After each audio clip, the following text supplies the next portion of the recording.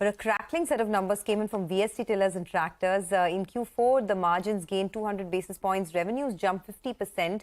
The company also achieved its highest ever sales of power tillers in FY23. To discuss whether momentum has come back in a big way, Antony Cherukara, the Executive Officer at VST Tillers and Tractors, joins us now. Antony, thanks a lot for being with us on the channel. Very good year. You've summed up the year with record high power tiller sales. Tell us, what can you do in FY24? I mean, this was also a year where, you sort of saw a little bit of that pent-up demand come back. So an 18% growth is what you ended FY23 with. Give us some guidelines on what would the volume and the revenue growth look like for you in FY24?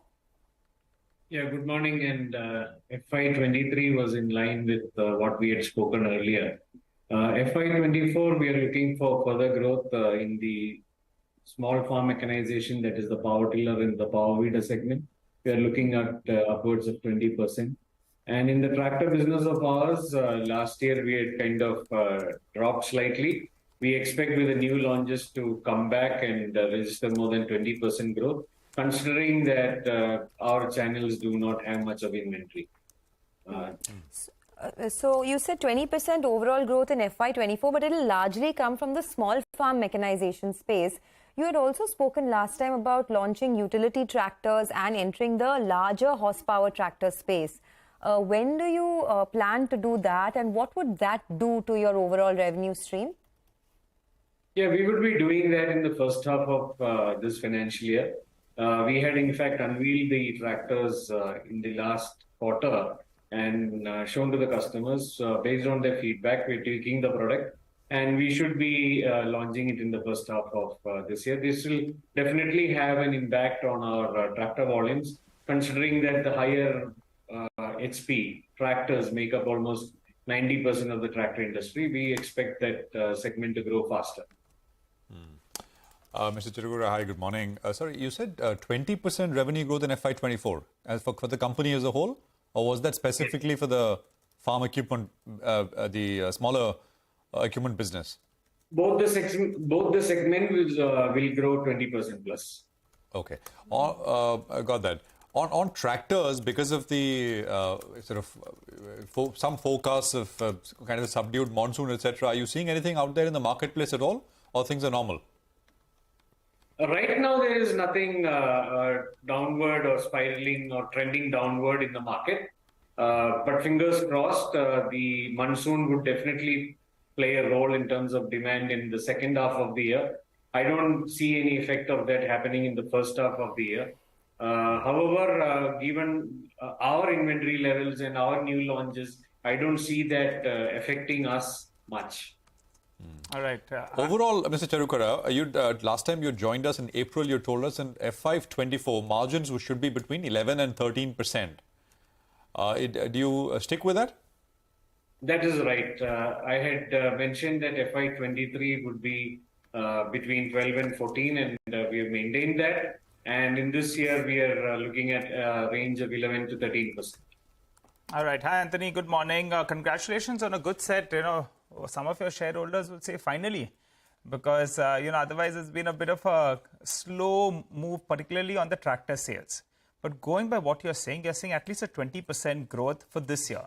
From around 1,000 crores odd that you've done in sales, you could head to around 1,200, 1,250 crores. But I recall you had mentioned that by 2026 you're looking at 3,000 crores, right? Do you maintain that guidance as of now? And could you tell us whether you're including an element of inorganic growth in that? Yeah, definitely, Nigel. We are looking at 3,000 crores. That is the milestone that we had taken. That is the vision we had taken. And then we got hit by COVID. So in the last 3 years, we have grown from about 500 plus crores to 1,000 plus crores now in the last 3 years. Despite COVID, despite the supply disruptions, and despite the runaway inflation.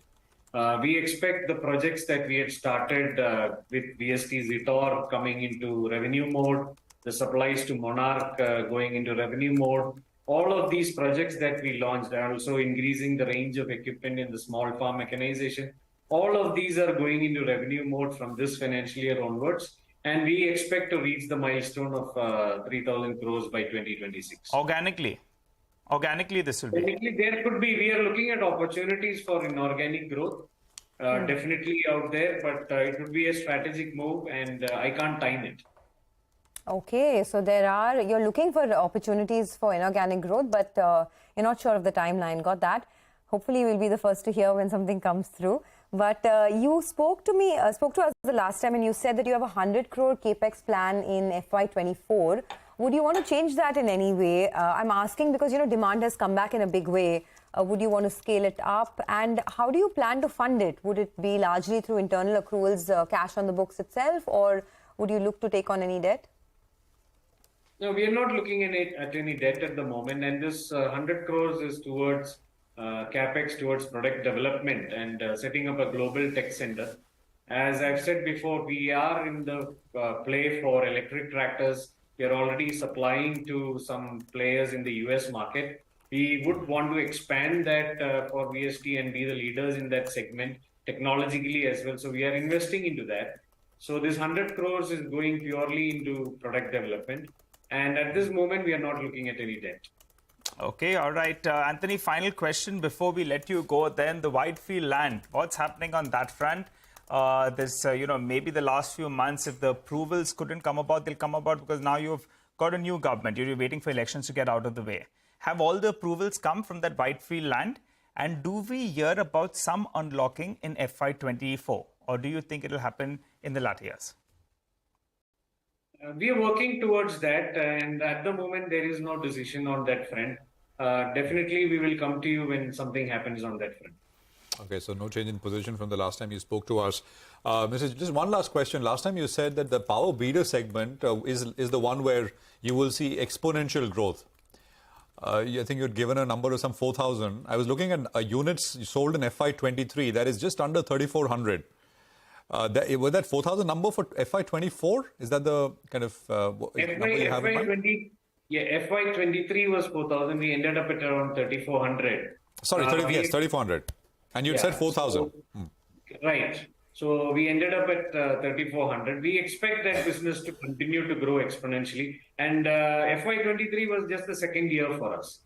So FY24 is going to be the third year. We are expecting to double that business this year.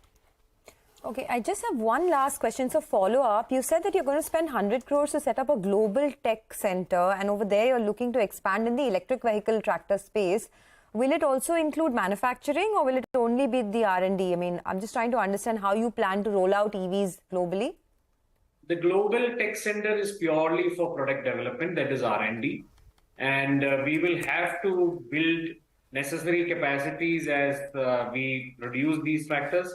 Right now, our capacity at Hosur is sufficient for the supply that we are doing to the US manufacturer. We're working with another couple of players internationally to supply to them. At that point of time, we might have to look at additional capacity. Okay, got that. Big plans in store. We will wait to find out more. Thanks a lot for joining in. And once again, congratulations on a very strong set of numbers. The stock is rewarding the company handsomely, so 14% higher now. They're confident of 20% growth. They're looking to expand globally as well in the electric vehicle space, which of course is the buzzword these days. Let's take a